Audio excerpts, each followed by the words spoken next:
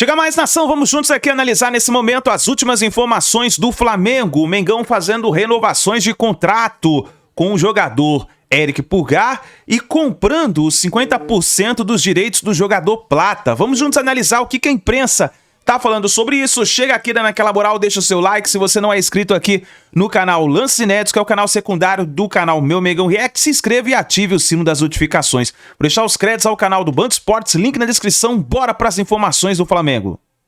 Hora de falar de campeonato carioca, na verdade assim, dos clubes que estão nas semifinais do campeonato carioca, porque o Flamengo não está, o noticiário que a gente tem aqui de Flamengo é mais visando ao restante da temporada e das próximas temporadas.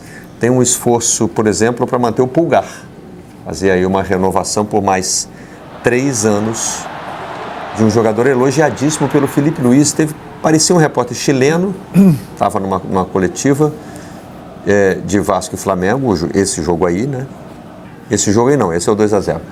O primeiro jogo pela semifinal, e aí ele pede uma avaliação do Pulgar. O Felipe disse que ele seria titular da seleção brasileira. Se tivesse nascido aqui. A gente tem esse trecho, não tem? Vamos rodar. Eric es un jugadorazo. Yo creo que si Eric fuese brasileño, estaría en la selección, titular de la selección brasileña. Eso es mi pensamiento. No hay muchos Erics en el mundo hoy, si lo buscas. Es un jugador importantísimo y no cambió nada. Las consignas que le pasé a Eric y Gerson son las mismas que les paso a Eric y a Everton Araújo, o Alan y a Everton Araújo, o Nico. Tá aí o elogio do Felipe Luiz em bom espanhol, né? Carreira construída, né? Construída no Atlético de Madrid. E ele perguntou para a assessoria: responde em português ou em espanhol? Não, pode responder em espanhol, que era o interesse maior do autor da pergunta, né? Claro que um jogador, né, descrito assim pelo treinador... Tá com moral com o chefe, né? Ele tá com moral. E tem interesse da diretoria de resolver a situação, né? Eu não acho que o Pulgar seria titular da seleção brasileira se fosse brasileiro. Mas entendo que o Pulgar é um baita jogador, um belíssimo jogador. E fundamental, inclusive, para o equilíbrio dessa engrenagem que hoje prega o Felipe Luiz. O Pulgar que esteve, inclusive, até em algum momento próximo de sair ali, um ambiente não estava muito legal, ele estava meio insatisfeito, de repente houve uma virada de atmosfera para ele, de pensamentos, e ele se confirma hoje realmente como uma peça muito importante para o Felipe Luiz. Jogador que tem bom passe, que tem uma boa saída de bola. Essa saída de bola no jogo do Flamengo é fundamental, né? Que tem uma boa marcação, às vezes exagera um pouquinho numa chegada, né? Nos cartões amarelos. Eu acho que isso é um calcanhar de Aquiles aí no Tomou jeito... no último jogo rapidinho. No jeito de marcar, né? Do Pulgar, ele é meio... ele não perde viagem. Mas entendo todos os elogios que o Felipe Luiz fez ao Pulgar. O Pulgar é realmente um jogador que cresceu muito na estrutura do Flamengo e com o Felipe Luiz está ainda mais valorizado. Eu estou pensando agora, porque é uma declaração forte, né? Teria lugar na seleção brasileira. Teria, na tua opinião? Não, seria titular. Sim, primeira reação é, tá brincando. Segunda reação é... Quem sabe, né?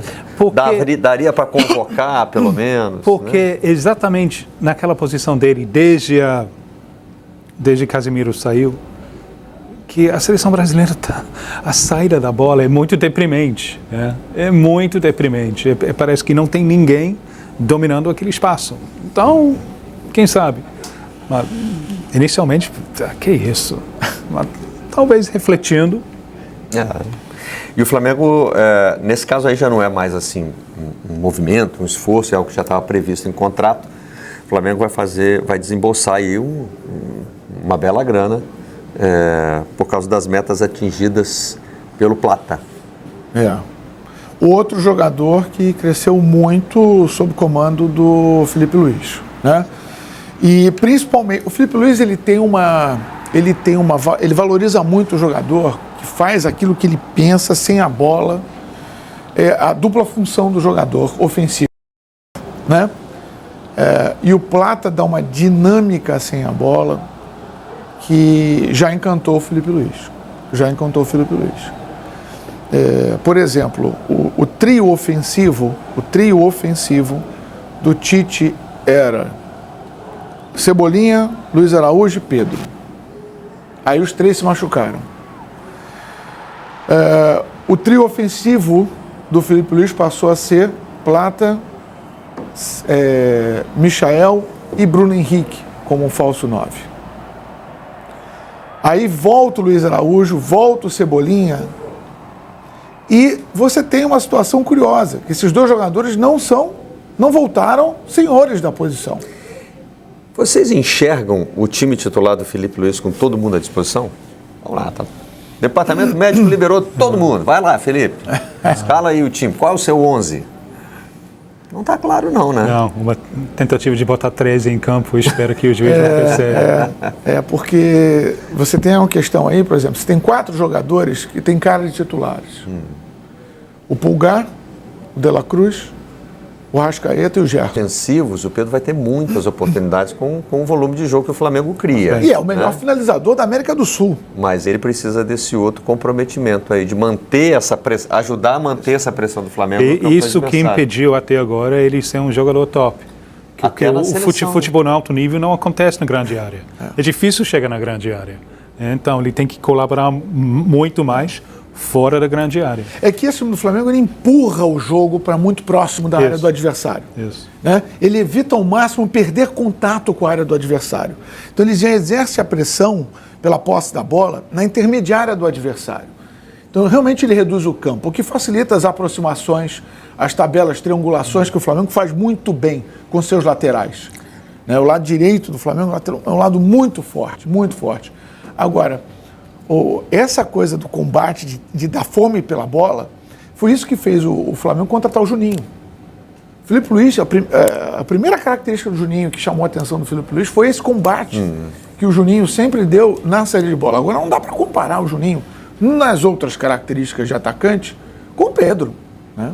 Ele está muito à frente. Falamos aqui de 2 jogadores dos nossos vizinhos sul-americanos, mas esses investimentos pesados, né? Investimentos financeiros pesados.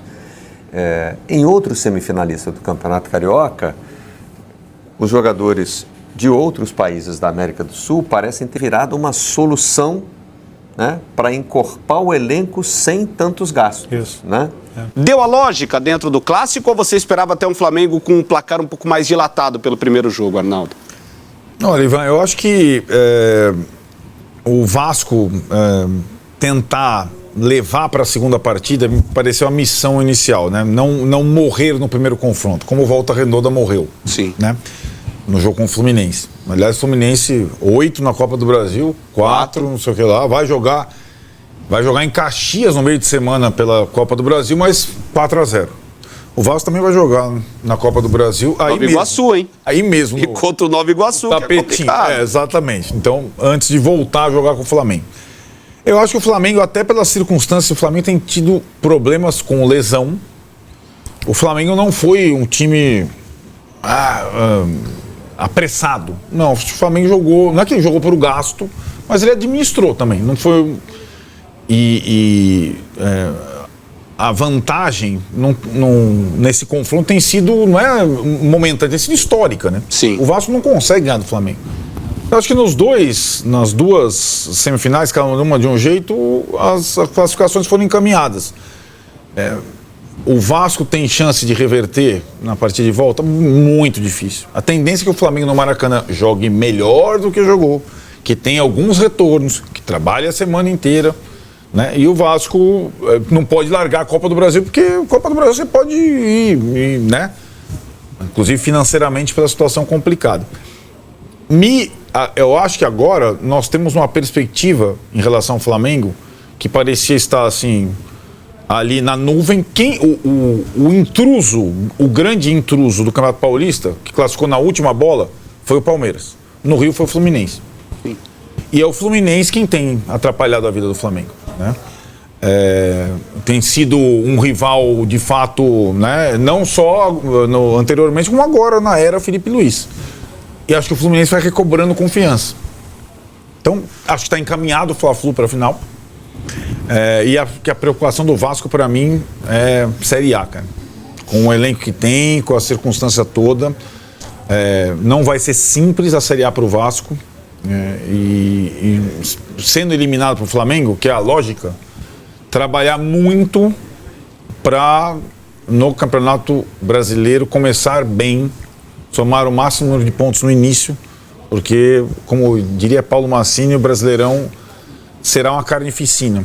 É uma carnificina poderosíssima e o Vasco vai ter problemas com esse elenco para aturar a carnificina do Brasileirão.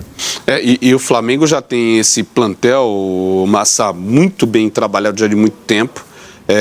Em que pese a questão que o Arnaldo destacou, que o Fluminense é o único que vai fazendo frente à equipe do Flamengo, mas é um time que, até como a gente já falou do Palmeiras, né, tem olhares mais para frente, é Libertadores, é Brasileiro, é Super Mundial. O Vasco não, e o Vasco poderia pelo menos deixar um bom recorte em duelos mais equilibrados contra o Flamengo. Até vi um certo equilíbrio no primeiro tempo, mas parecia, né, que o Flamengo está meio rotação baixa, né? Meio tranquilo ali, dosando a energia, não passou tanto sufoco assim. E para esse Vasco dessa sequência de temporada, eu vou muito nesse entendimento do Arnaldo. Começa a dar uma preocupada grandiosa no seu torcedor. Bom, o Campeonato Brasileiro para mim é um terror, eu acho dificílimo, né? Sempre estou muito mais preocupado com o Campeonato Brasileiro que com qualquer outra competição.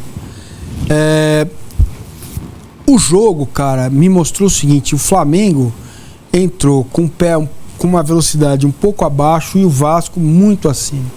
Então estava causando confrontos ali. Primeira bola do Wesley, já teve amarelo pro Piton. Tem muito duelo engasgado ali entre os jogadores e tem muita derrota do Vasco pro Flamengo. Tem muito, é um massacre, cara. Eu sinceramente fico me sinto compaixão, para não falar pena, dos torcedores do Vasco, porque jogou contra o Flamengo, vai perder o jogo. Então isso está entrando muito na mente dos jogadores do Flamengo, do Vasco. É como se fosse um tabu, sabe, de não ganhar há muito tempo um título grande. Sim.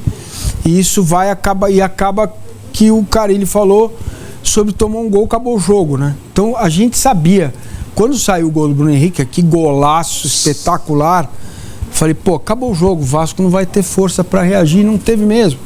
E acho que o time não é tão ruim, você tem alguns bons jogadores. O Vasco tem condições de fazer um jogo melhor. Agora, o Flamengo, para mim, é hoje o melhor time do Brasil. Time que joga futebol, o melhor futebol do Brasil. Né? Então é normal, nesse momento dos dois, o Flamengo do jeito que está, com o elenco que tem, jogar mais e ganhar do Vasco. Agora, isso é algo que precisa ser medido e eu tenho que tomar muito cuidado com o que eu vou falar agora, porque é entender se o Vasco vai conseguir, num tempo próximo, voltar a ser aquele Vasco protagonista. Eu tenho dúvidas sobre isso. Isso me preocupa muito. Eu gosto muito da instituição.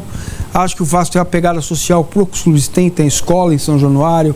Eles têm um olhar assim, muito interessante para aquela comunidade do entorno. Gostaria muito que o Pedrinho tivesse sucesso como presidente da associação. Quer ter uma confusão com o SAF. Cara, é um negócio, deve pra caramba. Olha, recuperação judicial. É um lugar, cara, é um buraco, é um balaio duríssimo de se colocar a mão, cara. E acho assim que o Vasco, o Pedrinho, eles vão ter que buscar uma solução meio que dentro da própria comunidade para sair desse lugar, sabe? Do seu próprio povo, porque dificilmente vai vir alguém de fora, um Marinax desse, um Duralex aí, qualquer desses aí, um milionário desse aí que não entenda o Vasco. Então acho que o Pedrinho poderia, ele e a comunidade, aqueles que amam o Vasco, sentarem uma grande mesa, fumarem um cachimbo da paz e tentarem buscar alternativas para que o Vasco possa equilibrar suas contas e voltar a ser protagonista no futebol brasileiro. Para a gente fechar, que a gente ainda tem alguns minutinhos de programa, temos que falar do Bruno Henrique, hein? 99 gols com a camisa do Flamengo. É um jogador que é muito habilidoso, mas se a gente for comparar com outros grandes jogadores dessas últimas gerações, Arrascaeta, Gabigol, o próprio Pedro, pode não ter a mesma qualidade desses jogadores, ou enfim, o mesmo refino, mas é um jogador que tem uma identidade muito grande e todos os momentos decisivos, esse cara participa e é uma peça fundamental. Isso é impressionante como o Bruno Henrique casou bem com o Flamengo e é um cara que gosta de jogo grande, gosta de jogo pesado. Os caras já estão na história do clube. A gente tem sempre muita dificuldade de ficar comparando com os caras do passado, que foram grandes jogadores, fizeram grande história, mas ele é daqueles que certamente vão estar ali numa galeria de gigantes mesmo do clube. São 21 gols em clássicos, isso não é brincadeira. Aqui em São Paulo a gente tem o Zidanilo, né? O Danilo, como um cara que fazia muito gol em clássico, ele tem 12, do Corinthians, 12. O Bruno fez 21, sendo 10 quase no Vasco. Fez 10 no Vasco. Então, talvez a gente, quando ele for embora, quando ele parar de jogar, aí você vai olhar para trás e você vai falar, acho que são 14 títulos, ele e o Arrascaeta, 13 ou 14 e tal. Esses caras a gente vai ter um pouco mais de noção quando para. Aí você olha para trás e fala, meu Deus, esse cara fez tudo isso mesmo? Porque você começa a comparar com um monte de jogador novo, que não tem história nenhuma, os números pequenos e tal. Então, realmente é incrível. Eu fui até procurar, porque eu fico ali, toda vez eu vejo gol do Bruno Henrique contra o Vasco, não é possível. Quantas coisas? Aí, 10 gols no Vasco, 21 em clássicos.